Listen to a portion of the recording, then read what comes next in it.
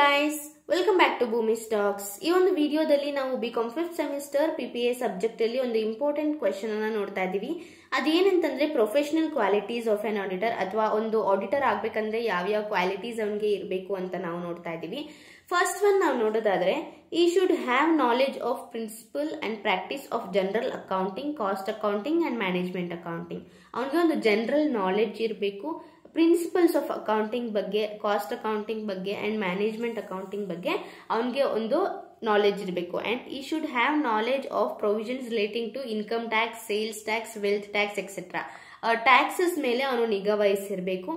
ಯಾವ್ಯಾವ್ದಕ್ಕೆ ಎಷ್ಟೆಷ್ಟು ಟ್ಯಾಕ್ಸ್ ಅನ್ನ ಕಲೆಕ್ಟ್ ಮಾಡ್ತಾರೆ, GST ಅನ್ನ ಕಲೆಕ್ಟ್ ಮಾಡ್ತಾರೆ ಅನ್ನೋದ್ರ ಬಗ್ಗೆ ಕೂಡ ಅವನು ನಿಗಾ ವಹಿಸಿರ್ಬೇಕು.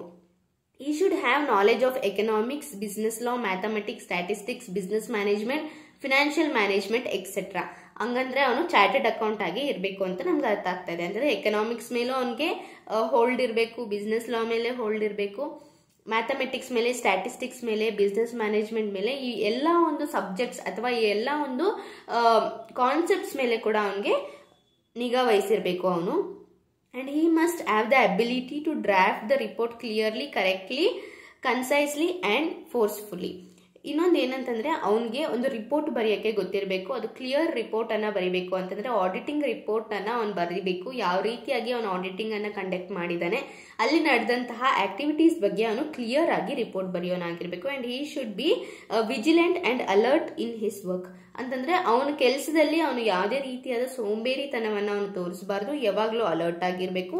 And he must be methodical and systematic. ಅವನು ಬಂದ್ಬಿಟ್ಟು ಒಂದು ಮೆಥಡ್ ಅನ್ನ ಫಾಲೋ ಮಾಡಬೇಕು ಅಂಡ್ ಸಿಸ್ಟಮೆಟಿಕ್ ಆಗಿ ಅವನು ಎಲ್ಲಾ ಪ್ರಿನ್ಸಿಪಲ್ಸ್ ಅನ್ನು ಫಾಲೋ ಮಾಡ್ಕೊಂಡು ಹೋಗ್ಬೇಕು. And he must not disclose the confidential information about the business of his client to others. For ಎಕ್ಸಾಂಪಲ್ಗೆ ಒಂದು ಕಂಪನಿಯಲ್ಲಿ ಅವನು ಆಡಿಟಿಂಗ್ ಅನ್ನ ಮಾಡ್ತಾ ಇದ್ದಾನೆ ಅಂತಂದ್ರೆ ಯಾವುದೇ ರೀತಿಯಾದ ಕಾನ್ಫಿಡೆನ್ಷಿಯಲ್ ವಿಚಾರಗಳನ್ನ ಈಚೆ ಬಂದು ಅವನು ಹೇಳಕ್ ಹೋಗ್ಬಾರ್ದು, ಅದನ್ನ ಕಾನ್ಫಿಡೆನ್ಷಿಯಲ್ ಆಗಿ ಇಟ್ಟಿರಬೇಕು. ಅಂಡ್ ಈ should be independent and impartial. ಅವನು ಯಾವುದೇ ಡಿಸಿಷನ್ಸ್ ನ ತಗೊಂಡ್ರು, ಆಡಿಟರ್ ಬಂದು ಯಾವುದೇ ಡಿಸಿಷನ್ಸ್ ಅನ್ನ ತಗೊಂಡ್ರು ಅದು ಬಂದು ಇಂಡಿಪೆಂಡೆಂಟ್ ಆಗಿರ್ಬೇಕು. ಯಾರ ಕಡೆಯಿಂದನೂ ಒಬ್ಬರ ಕಡೆಯಿಂದ ಇನ್ಫ್ಲೂಯೆನ್ಸ್ ಆಗಿ ಬಂದಂತಹ ಡಿಸಿಷನ್ಸ್ ಅವನದಾಗಿರ್ಬಾರ್ದು. And he is a watchdog but not bloodhound. ಅವನು ಬಂದು ಒಂದು ವಾಚ್ ಡಾಗ್ ಆಗಿರ್ತಾನೆ. ಫಾರ್ ಎಕ್ಸಾಂಪಲ್ಗೆ ಕಂಪನಿಯಲ್ಲಿ ಏನೇನೆಲ್ಲ ನಡೀತಾ ಇದೆ ಅನ್ನೋದನ್ನ ವಾಚ್ ಮಾಡ್ತಾ ಇರ್ತಾನೆ. He should convey information but not means of information. ಅವನು ಇನ್ಫಾರ್ಮೇಶನ್ ಅನ್ನ ಕನ್ವೆ ಮಾಡಬೇಕು. ಅಂತಂದ್ರೆ ಒಂದು ಕಂಪನಿಗೆ ಹೆಲ್ಪ್ಫುಲ್ ಇನ್ಫಾರ್ಮೇಶನ್ ಅನ್ನ ಕನ್ವೆ ಮಾಡಬೇಕು. ಹಾಗಂತ ಅವನು ಬೇರೆ ಕಂಪನೀಸ್ ಬಂದು ಈ ರೀತಿಯಾಗಿ ಆಡಿಟಿಂಗ್ ವರ್ಕ್ ಅನ್ನ ಮಾಡ್ತಾರೆ ಅಥವಾ ಈ ರೀತಿಯಾಗಿ ಅವರು ಕಂಪನಿಯಲ್ಲಿ ಇನ್ವೆಸ್ಟ್ ಮಾಡ್ತಾರೆ ಅಥವಾ ಮತ್ತೊಂದೇನೋ ಮಾಡ್ತಾರೆ, ನೀವು ಕೂಡ ಅದೇ ರೀತಿಯಾದ ಸಿಸ್ಟಮ್ಸ್ ಅನ್ನ ಫಾಲೋ ಮಾಡಿ, ನಿಮ್ಗೆ ಜಾಸ್ತಿ ಪ್ರಾಫಿಟ್ ಬರುತ್ತೆ ಅಥವಾ ನಿಮ್ಗೆ ಲಾಸ್ ಎಲ್ಲ ಕಡಿಮೆ ಆಗುತ್ತೆ, ಈ ರೀತಿಯಾದ ಇನ್ಫಾರ್ಮೇಶನ್ ಅನ್ನ ಅವನು ಯಾವುದೇ ಕಾರಣಕ್ಕೂ ಲೀಕ್ ಮಾಡಕ್ ಹೋಗ್ಬಾರ್ದು. ಇಷ್ಟು ಒಂದು ಪ್ರೊಫೆಷನಲ್ ಕ್ವಾಲಿಟೀಸ್ ಅಥವಾ ಒಂದು ಪ್ರೊಫೆಷನಲ್ ಆಡಿಟರ್ಗೆ ಇರಬೇಕಾದಂತಹ ಗುಣಗಳು ಅಂತ ಹೇಳಿ ನಾವು ಹೇಳ್ಬೋದು. ನೆಕ್ಸ್ಟ್ ಒನ್ ಬಂದು powers and duties of an auditor. ಒಂದು ಆಡಿಟರ್ಗೆ ಯಾವ ರೀತಿಯಾದ ಪವರ್ಸ್ ಇರುತ್ತೆ ಅಂತ ನಾವು ನೋಡೋಣ. Loans and advances made by the company. Company ಯಾವ ರೀತಿಯಾದ ಲೋನ್ಸ್ ಅನ್ನ ಮಾಡಿದೆ ಅಂಡ್ ಅಡ್ವಾನ್ಸಸ್ ಅನ್ನ ಮಾಡಿದೆ, ಈ ಎಲ್ಲ ಇನ್ಫಾರ್ಮೇಶನ್ ತಿಳ್ಕೊಳ್ಳುವಂತಹ ಪವರ್ ಬಂದು ಒಂದು ಆಡಿಟರ್ಗೆ ಇರುತ್ತೆ. Transaction represented by book entries. Transaction ಬಂದು ಯಾವ ರೀತಿ ರೆಕಾರ್ಡ್ ಮಾಡಿದ್ದಾರೆ ಅನ್ನೋದನ್ನ ಅವನು ಚೆಕ್ ಮಾಡಬೇಕು. ಆ ಟ್ರಾನ್ಸಾಕ್ಷನ್ ಬಂದು ರಿಯಲ್ ಫೇಕಾ ಅನ್ನೋದು ಚೆಕ್ ಮಾಡೋದು ಬಂದು ಅವನ ಡ್ಯೂಟಿ ಆಗಿರುತ್ತೆ. ಅಂಡ್ ಸೇಲ್ ಆಫ್ ಇನ್ವೆಸ್ಟ್ಮೆಂಟ್ಸ್ ಅನ್ನ ಎಷ್ಟಕ್ಕೆ ಸೇಲ್ ಮಾಡಿದ್ದಾರೆ ಅನ್ನೋದನ್ನ ಚೆಕ್ ಮಾಡುವಂತಹ ಡ್ಯೂಟಿ ಕೂಡ ಒಂದಾಗಿರುತ್ತೆ. Loans and advances shown as deposits ಅಥವಾ ನಾಟ್. ಡೆಪಾಸಿಟ್ಸ್ ಅಲ್ಲಿ ಲೋನ್ಸ್ ಅಂಡ್ ಅಡ್ವಾನ್ಸಸ್ ಅನ್ನ ಅವನು ತೋರಿಸಿದನ ಕಂಪನಿಯಲ್ಲಿ ಇರುವಂತಹ ಮೆಂಬರ್ಸ್ ಅಥವಾ ತೋರಿಸಿಲ್ವಾ ಅನ್ನೋದ್ರ ಬಗ್ಗೆ ಕೂಡ ಅವನು ಗಮನವನ್ನ ವಹಿಸಬೇಕು. And charging of personal expenses to revenue account. If in case ಬಂದು ಪರ್ಸನಲ್ ಎಕ್ಸ್ಪೆನ್ಸಸ್ ಅನ್ನ ರೆವೆನ್ಯೂ ಅಕೌಂಟ್ ಅಲ್ಲಿ ಅವರು ಚಾರ್ಜ್ ಮಾಡಿದ್ರೆ ಅವನಿಗೆ ಇರುವಂತಹ ಪವರ್ ಅನ್ನ ಯೂಸ್ ಮಾಡಿಕೊಂಡು ಆ ಒಂದು ಆಡಿಟ್ ರಿಪೋರ್ಟ್ಸ್ ಬಂದು ರಾಂಗ್ ಆಗಿದೆ ಅಂತ ಹೇಳಿ ಅವನು ಡಿಕ್ಲೇರ್ ಮಾಡಬಹುದು. And allotment of share for cash ಬಂದು ಶೇರ್ ಆಗಿದ್ರೆ, ಫಾರ್ ಎಕ್ಸಾಂಪಲ್ಗೆ ಯಾವುದೇ ರೀತಿಯಾದ ಫ್ರಾಡಲೆಂಟ್ ಆಕ್ಟಿವಿಟೀಸ್ ಅನ್ನ ಯೂಸ್ ಮಾಡಿಕೊಂಡು ಕ್ಯಾಶ್ ಅನ್ನ ಮಿಸ್ಅಪ್ರಾಪ್ರಿಯೇಷನ್ ಮಾಡಿದ್ರೆ ಅಥವಾ ಕ್ಯಾಶ್ ಅಲಾಟ್ಮೆಂಟ್ ಬಂದು ನೀಟಾಗಿ ಮಾಡದೆ ಇದ್ದಾಗ, ಅಂತಹ ಒಂದು ಫ್ರಾಡಲೆಂಟ್ ಆಕ್ಟಿವಿಟೀಸ್ ನಡೆದಾಗ ಅವನ ಪವರ್ ಅನ್ನ ಯೂಸ್ ಮಾಡಿಕೊಂಡು ಅವನು ಆಡಿಟ್ ರಿಪೋರ್ಟ್ಸ್ ಅನ್ನ ತಯಾರು ಮಾಡಬಹುದು.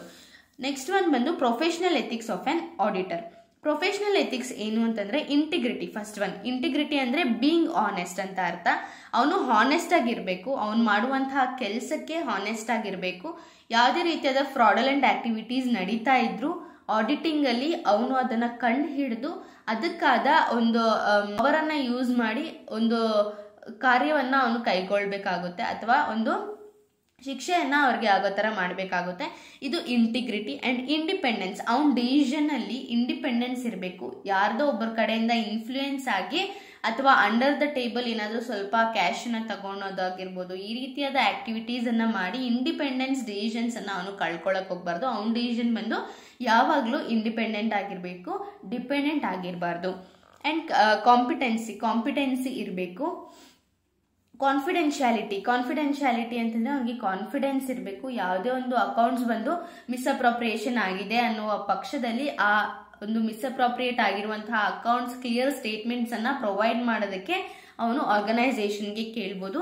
ಅಂಡ್ ಆಬ್ಜೆಕ್ಟಿವಿಟಿ ಅಂತಂದ್ರೆ ನಾಟ್ ಬಯಾಸ್ಡ್ ಅಂತ ಅರ್ಥ. ಅವನು ಬಯಾಸ್ಡ್ ಆಗಿರಬಾರ್ದು, ಪಾರ್ಶಾಲಿಟಿ ಮಾಡಬಾರ್ದು ಅಂತ ಅರ್ಥ. ಅಂಡ್ ನೋ ಹಾರ್ಟ್ ಫೀಲಿಂಗ್ಸ್ ಅವನಿಗಿರಬಾರ್ದು. ಹಾರ್ಟ್ ಫೀಲಿಂಗ್ಸ್ ಇದ್ದವಾಗ ಅವನು ಆಡಿಟ್ ಮಾಡಬೇಕಾದ್ರೆ ಅವನಿಗೆ ಕಷ್ಟ ಆಗುತ್ತೆ. ಫಾರ್ ಎಕ್ಸಾಂಪಲ್ಗೆ ಒಂದು ಆರ್ಗನೈಸೇಷನ್ ಅಲ್ಲಿ ಆಡಿಟರ್ ಬಂದು ಕೆಲಸ ಮಾಡ್ತಾ ಇದ್ದಾರೆ ಒಂದು ಎಂಪ್ಲಾಯಿ, ಆ ಎಂಪ್ಲಾಯಿ ಬಂದು ಆಡಿಟರ್ಗೆ ತುಂಬಾ ರಿಲೇಟಿವ್ ಆಗಿರ್ತಾರೆ. ಅಂತಹ ಒಂದು ಪಕ್ಷದಲ್ಲಿ ಆ ಆಡಿಟರ್ ಬಂದು ಆ ಕಂಪನಿಗೆ ಹೋಗಿ ಆಡಿಟ್ ಮಾಡೋದಿಲ್ಲ ಅಥವಾ ಕೆಲವೊಂದು ರೂಲ್ಸ್ ಅಂಡ್ ರೆಗ್ಯುಲೇಷನ್ಸ್ ಅನ್ನ, ರೆಸ್ಪಾನ್ಸಿಬಿಲಿಟೀಸ್ ಅನ್ನ, ಕಂಡೀಷನ್ಸ್ ಅನ್ನ ಫಾಲೋ ಮಾಡಿದ ಮೇಲೇನೆ ಆ ಒಂದು ಆಡಿಟರ್ ಬಂದು ಆ ಒಂದು ಕಂಪನಿಯಲ್ಲಿ ಆಡಿಟ್ ಮಾಡೋದಕ್ಕೆ ಬಿಡ್ತಾರೆ. And technical standards to present fair financial statements. Financial statements ಅನ್ನ ಫೇರ್ ಆಗಿ ಅಂತಂದ್ರೆ ಯಾವುದೇ ರೀತಿಯಾದ ಫೇಕ್ ಸ್ಟೇಟ್ಮೆಂಟ್ಸ್ ಅನ್ನ ಪ್ರೊವೈಡ್ ಮಾಡದೆ ಒಂದು ನೀಟ್ ಸ್ಟೇಟ್ಮೆಂಟ್ಸ್ ಅನ್ನ ಪ್ರೊವೈಡ್ ಮಾಡುವಂತಹ ಕೆಲಸವನ್ನ ಒಂದು ಆಡಿಟರ್ ಮಾಡಬೇಕು. ಇದಿಷ್ಟು professional ethics of on auditor ಆಗಿರುತ್ತೆ. ಪ್ರೊಫೆಷನಲ್ ಎಥಿಕ್ಸ್ ಅಲ್ಲದೆ ಇನ್ನು ಪರ್ಸನಲ್ ಎಥಿಕ್ಸ್ ಕೂಡ ಒಂದು ಆಡಿಟರ್ಗೆ ಇರುತ್ತೆ. ಅದು ಅವನ್ ಪರ್ಸನಲ್ ಎಥಿಕ್ಸ್ ಆಗಿರುತ್ತೆ. ಅದು ಯಾವ ರೀತಿ ಬೇಕಾದ್ರೂ ಇರ್ಬೋದು, ಅದು ಪಾಸಿಟಿವ್ ಆಗಿದ್ರೂ ಇರ್ಬೋದು, ನೆಗೆಟಿವ್ ಆಗಿ ಬೇಕಾದ್ರೂ ಇರ್ಬೋದು, depends on the situation. As of now professional ethics of an auditor ಬಂದು ಇಷ್ಟ ಆಗಿದೆ. ಇಷ್ಟು ಪಾಯಿಂಟ್ಸ್ ಬರೆದ್ರೆ ನಿಮಗೆ ಮಾರ್ಕ್ಸ್ ಸಿಗುತ್ತೆ. ಅಂಡ್ ಪವರ್ಸ್ ಅಂಡ್ ಡ್ಯೂಟೀಸು ಅಷ್ಟೇ. ಪವರ್ಸ್ ಅಂಡ್ ಡ್ಯೂಟೀಸ್ ಅಂತ ಸಪ್ರೇಟ್ ಆಗಿ ಬರ್ದಿಲ್ಲ, ಬಿಕಾಸ್ ಪವರ್ಸ್ ಅಂಡ್ ಡ್ಯೂಟೀಸ್ ಅನ್ನ ಒಂದರಲ್ಲೇ ಇನ್ಕ್ಲೂಡ್ ಮಾಡಿದ್ದೀನಿ. ಸೇಮ್ ಪಾಯಿಂಟ್ಸ್ ಬಂದು ಮತ್ತೆ ರಿಪೀಟ್ ಆಗ್ತಾನೆ ಇದೆ. ಅದರಿಂದ ನಾನು ಏನ್ ಮಾಡಿದ್ದೀನಿ ಅಂತಂದ್ರೆ ಒಂದರಲ್ಲಿ ಮರ್ಜ್ ಮಾಡಿ ನಿಮ್ಗೆ ಆನ್ಸರ್ ಅನ್ನ ಕೊಟ್ಟಿದ್ದೀನಿ. ನಿಮ್ಗೆ ಈಸಿಯಾಗಿ ಅರ್ಥ ಆದ್ರೆ ಸಾಕು. ಇದಿಷ್ಟು ಬಂದು ಈ ಒಂದು ವಿಡಿಯೋದಲ್ಲಿ ನಾವು ಕಲ್ತ್ಕೊಂಡಿದೀವಿ. ಅಂಡ್ ನೆಕ್ಸ್ಟ್ ವಿಡಿಯೋದಲ್ಲಿ ಇನ್ನೂ ಕೆಲವೊಂದು ಇಂಪಾರ್ಟೆಂಟ್ ಕ್ವಶನ್ಸ್ ಅನ್ನ ನಾವು ನೋಡ್ತಾ ಹೋಗೋಣ.